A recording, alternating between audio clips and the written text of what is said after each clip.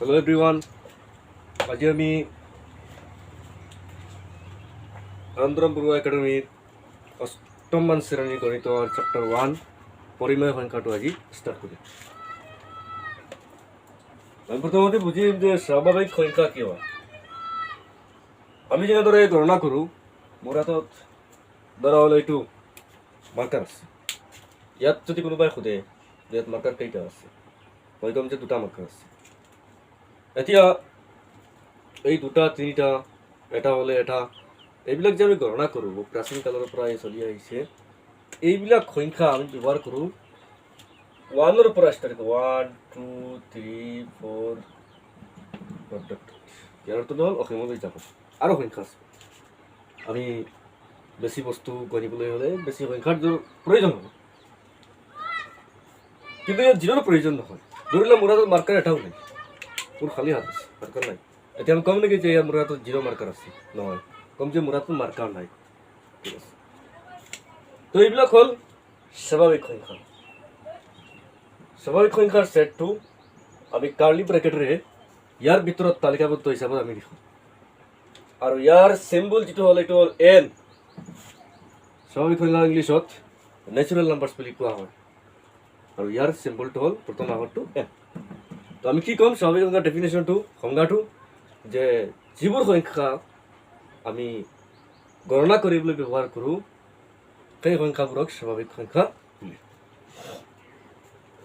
বা গণনা কৰিবলৈ ব্যৱহাৰ হোৱা সংখ্যাবোৰক স্বাভাৱিক সংখ্যা বুলি চিম্পলি আমি ক'ব পাৰোঁ। এতিয়া আমাৰ আহিল পূৰ্ণ সংখ্যা, যাক আমি ডাব্লিউৰে সূচাওঁ। ইয়াক ইংলিছত কোৱা হয় হোল নাম্বাৰ্ছ। এতিয়া মেথামেটিকেল লেংগুৱেজত মোৰ হাতত মাৰ্কাৰ নাই, আই হেভ ন' মাৰ্কাৰ্ছ। তেতিয়া আমি যদি মেথামেটিকেল লেংগুৱেজত কওঁ, তেতিয়াহ'লে এনেকৈ ক'ব লাগিব যে নাম্বাৰ অফ মাৰ্কাৰ ইজ 0। তেতিয়া আমাৰ 0ৰ প্ৰয়োজন হয়। নাম্বাৰ অফ মাৰ্কাৰ্ছ ইজ 0, মানে মাৰ্কাৰ নাই। বা কেতিয়াবা আমি কোনো এটা সংখ্যা লিখাৰ সময়ত, এক্সাম্পল হিচাপত ধৰি লোৱা, মই ইয়াতে 0.1 লিখিছোঁ, কোনো এটা নাম্বাৰ 0.02 এনেকৈ কিবা এটা নাম্বাৰ আমি লিখিছোঁ।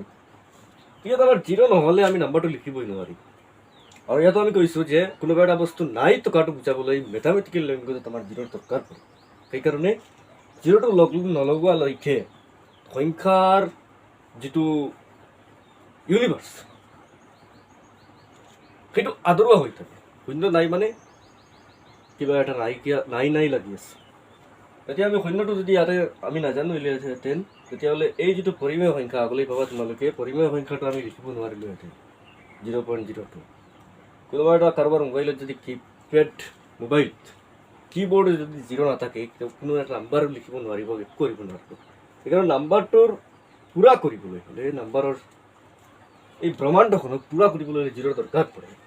সেইকাৰণে 0ক পূৰ্ণ সংখ্যা বুলি কোৱা হয়, যাক ইংলিছত কোৱা হোল নাম্বাৰ্ছ, আৰু ইয়াক ডাব্লিউ আখৰেৰে সূচোৱা হয়। ই আৰম্ভ হয় 0 1 2 3 4 এনেকৈ অসীমলৈ গৈ থাকে। ঠিক আছে,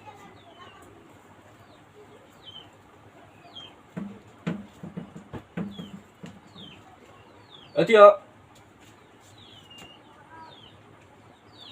পূৰ্ণ সংখ্যা হৈ গ'ল। এতিয়া আহিম অখণ্ড সংখ্যা, যাক আই বা জেডেৰে সূচোৱা হয়। কিয় আই বা জেডেৰে সূচোৱা হয় সেইটো আমি ঠিক। আচ্ছা, মই পূৰ্ণ সংখ্যাৰ ডেফিনেশ্যনটো দি আছোঁ। পূৰ্ণ সংখ্যা কাক বোলে? যে 0 আৰু আটাইবোৰ স্বাভাৱিক সংখ্যাক একেলগ কৰি পোৱা থোপ বা ছেট বা সংহতিটো পূৰ্ণ সংখ্যা বুলি কোৱা হয়। এতিয়া আমি ইণ্টিজাৰ্ছ বা অখণ্ড সংখ্যা, ইংলিছত ইণ্টিজাৰ্ছ বুলি কোৱা হয়, যাৰ প্ৰথম আখৰ আইৰে সূচোৱা হয়, আৰু কেতিয়াবা জাৰ্মান ভাষা জেহলান এই শব্দটোৰে কেতিয়াবা সূচোৱা হয়, যাক জাৰ্মান ভাষাত অখণ্ড সংখ্যাক জেহলান বুলি কয়, কেতিয়াবা জেডেৰে সূচোৱা হয়। ইয়াৰ ছেটটো হ'ব 0ৰ পৰা বাওঁফালে কি গতি কৰিব, কাৰণ 0তকৈ যিকোনো ঋণাত্মক সংখ্যা ইয়াতকৈ সৰু। এনেকৈ অসমীয়ালৈ কৈ দিওঁ আৰু জিৰ'ৰ সোঁফালে চৰি 0 1 2 ডট ডট ডট ইয়াক এই ছেটটোক বা এই টোক তালিকাটোক বুলি ক'ব পাৰি আমি এইদৰে লিখিব পাৰি যে 0 1 plus minus 1 plus minus 2 plus minus 3 dot dot dot কিয় আমি এইদৰে লিখিব পাৰোঁ জিৰ'ৰ পিছত 1 2 3 আমিতো লিখোঁ সদায় পূৰ্ণসংখ্যাত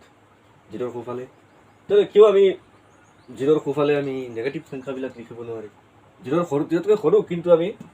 ঋণাত্মক চাইন দি পেলাই আমি লিখি লওঁ কাৰণ আমি ইয়াৰ পৰম মান যিটো এটা -1 হওক আৰু এটা +1 হওক ইয়াৰ পৰম মান যিটো এইটো সদায় জিৰ'তকৈ ডাঙৰ অৰ্থাৎ ইয়াৰ এবছলিউট ভেলু 1 কেৱল 1 বুলি ক'লে জিৰ'তকৈ ডাঙৰ হ'ব জিৰ'ৰ সোঁফালে লিখি দিয়া হৈছে আমি লিখি দিব পাৰিম কিয়নো আমি ছেটটো লিখি আছোঁ ইয়াতে এনেতো জিৰ'তকৈ সৰু -1 বুলি ক'লে আৰু +1 বুলি ক'লে জিৰ'তকৈ ডাঙৰ এইটো আমি জানো সকলোৱে তো আমি এইদৰে লিখিব পাৰোঁ ছেটটো ঠিক আছে এতিয়া আমি অখণ্ড সংখ্যাৰ ডেফিনেশ্যন বা সংজ্ঞাটো আমি এইদৰে দিব পাৰিম যে পূৰ্ণসংখ্যাটো তালিকাটো দেখা পাইছা ছেটটো দেখা পাইছা আৰু ঋণাত্মক চিহ্নযুক্ত স্বাভাৱিক সংখ্যা কেনেকৈ আছিল 1 2 3 4 এই গোটেইবিলাকৰ আগত যদি আমি নেগেটিভ চাইন লগাই দিওঁ কৰি থাকোঁ তেতিয়াহ'লে আমাক কি বুজাব আটাইকেইটা অখণ্ড সংখ্যাৰ জিৰ'ৰ বাওঁফালৰখিনি আহি যাব হয়নে নহয় সেইকাৰণে আমি এইটো ক'ব পাৰিম যে পূৰ্ণ সংখ্যা আৰু ঋণাত্মক চিহ্নযুক্ত স্বাভাৱিক সংখ্যাসমূহ একেলগে অখণ্ড সংখ্যা বুলি কোৱা হয়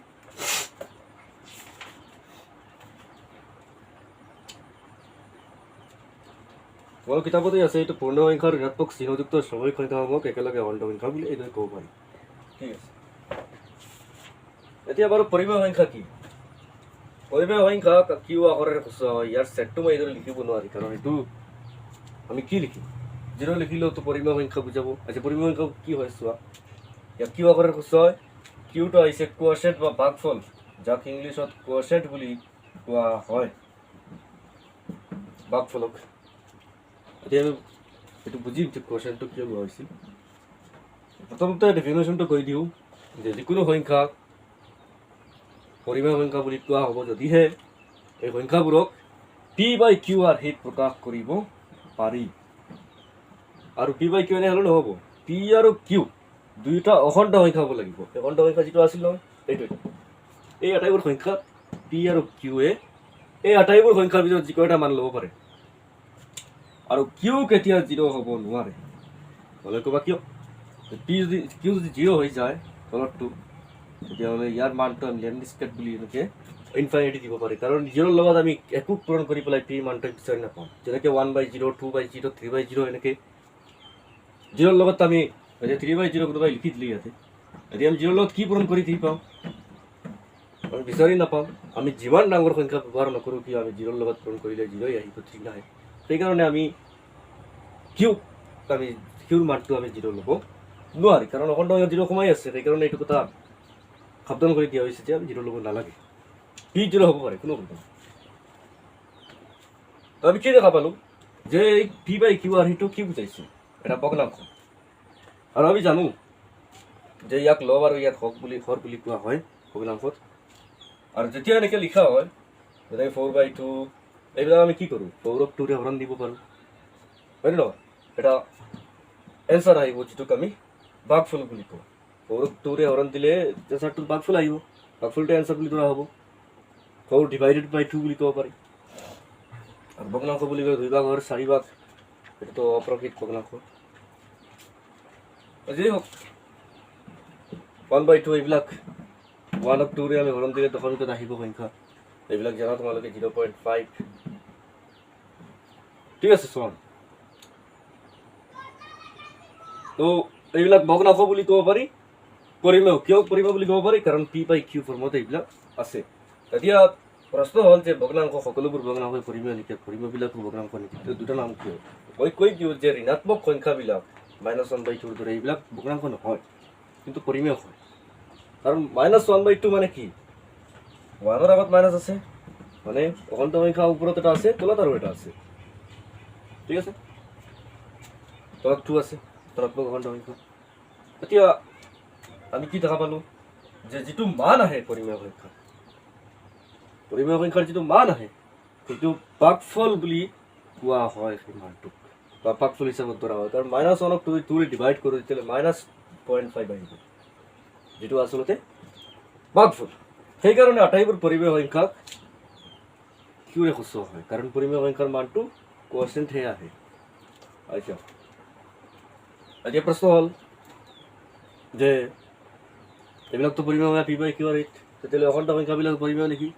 তো তোমালোকক কৈ দিওঁ যে এইবিলাকো পৰিমেয় কাৰণ এইবিলাকৰ তলত আমি 1 1 1 লগাই দিলে এইবিলাকো পি বাই কিউ আৰ হিট হৈ যাব তাৰপিছত পূৰ্ণ সংখ্যাবিলাকৰ তলতো 1 দিব পাৰি নো প্ৰব্লেম এতিয়া 0/1 ইয়াতো 0/1 আছিল নেকি তেতিয়াহ'লে 0/1 কি হ'ল এটা পৰিমেয় সংখ্যা গতিকে 0 এটা পৰিমেয় সংখ্যা কাৰণ 0/1 লিখিব পাৰোঁ 0/2 লিখিব পাৰোঁ ইয়াতে কোনো ভুল নহয় কিন্তু ইয়াতে 2 লগালে ভুল হৈ যাব 1/2 নহয় 1/1 লিখিব পাৰোঁ তো যে হোক যেহেতু ইয়াত আমাক অখণ্ড সংখ্যা বুলি কৈছে পি বাই পি আৰু কিউ তেতিয়াহ'লে অখণ্ড সংখ্যা ইয়াত যদি সদায় 1 থাকে আৰু ওপৰত যদি এটা সংখ্যা থাকে যিকোনো সংখ্যা তেতিয়াহ'লে আটাইবোৰতো অখণ্ড সংখ্যাৰ লিষ্টতে পৰিব হয় নহয় কিউতো আমাক 1 লিখাটো মানা নকৰা নাই ঠিক আছে এতিয়া আমি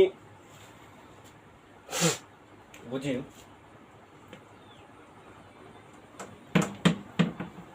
ধনাত্মক আৰু ঋণাত্মক পৰিমেয় সংখ্যা আপোনাৰ এতিয়া তোমালোকে চোৱা পি বাই কিউ এটা পৰিমেয় সংখ্যা পিৰ মান আৰু কিউৰ মান যিকোনো অখণ্ড সংখ্যা হ'ব পাৰে এতিয়া মই পিৰ মান দি দিলোঁ -2 আৰু কিউৰ মান -3 তেতিয়াহ'লে এইটো কেঞ্চেল হৈ পেলাই মাইনাছে কি বুজাইছে ইয়াতে 2 লগত -1 পূৰণ হৈ আছে 3 লগত -1 পূৰণ হৈ আছে -1 কাটি দিলে কি হ'ব আমাৰ মানে এনেকৈ আৰু এইটো বুজাই আছে আমাৰ হয়নে নহয়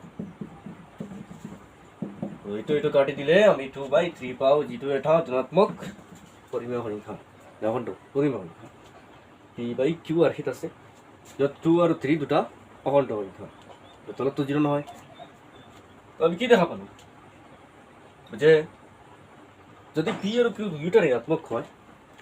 তেতিয়া সংখ্যাটো শেষত গৈ ধনাত্মক হৈ যায় যদি পি আৰু কিউ দুয়োটা ধনাত্মক হয় তেতিয়াহ'লে ধনাত্মকেই যদি ইয়াৰ ভিতৰত এটা ঋণাত্মক হৈ যায় তেতিয়াহ'লেতো হৈ গ'ল কাম এইটো ঋণাত্মক অখণ্ড পৰিমেয় সংখ্যা ঠিক আছে এতিয়া মই ক'লোঁ যে দুটাৰ ভিতৰত এটা ঋণাত্মক হৈ গ'লে মইতো 2 দিলোঁ কেৱল মই -3 দি দিছোঁ তলতটো ঋণাত্মক বনাই দিছোঁ तो बेटा ये तो क्यों ये क्या हो जाएगा देखिए तो যেতিয়া আমি পূৰণ কৰিম তলত ওপৰত এটা -1 আমি তো দিব পাৰিম -1 পূৰণ পাৰি নহয়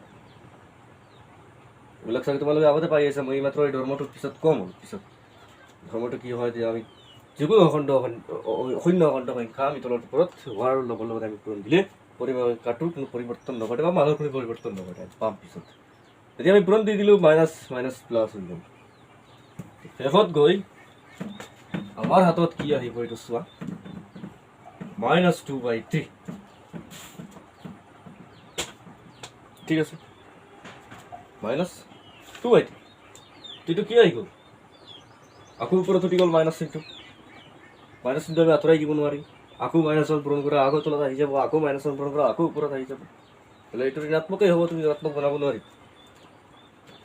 আমি ধনাত্মক আৰু ঋণাত্মক বুজি পালোঁ তো আজিলৈ ইমানেই থাকক পিছত আমি পৰিমেয় সংখ্যাৰ ধৰ্মবিলাক ভালদৰে বুজি পাম যে পৰিমেয় সংখ্যাবিলাক আমি কিদৰে কি কৰিব পাৰি কিদৰে ইয়াক